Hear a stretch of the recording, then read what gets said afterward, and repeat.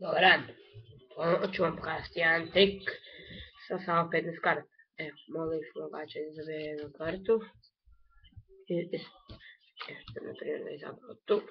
Zapamtite ju, to će biti vaša karta. Stavimo je bilo u špil. Samo pomiješati. Sad ćemo samo pucniti prstio, pucniti 2 put. I raširiti karte. I vaša karta će biti ova tu karta.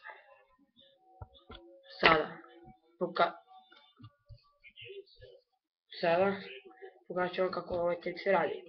Znači trebate 15 karti i svi ove karte moraju imati ovaj tu vrhić prema dole. Vidite. I onda možda ste ne prokužili jer je ovo najnoviji trik. Kad on zabere kartu, vi morate okrenuti špil, pačke, tako. Sada su sve prema dole i nova karta. Ovako na drugu stranu. Ne možete promiješati koliko put želite. Pa se se karte ne okrenu. I onda samo raširite i pronađete kartu koja je na drugu stranu okrenuta.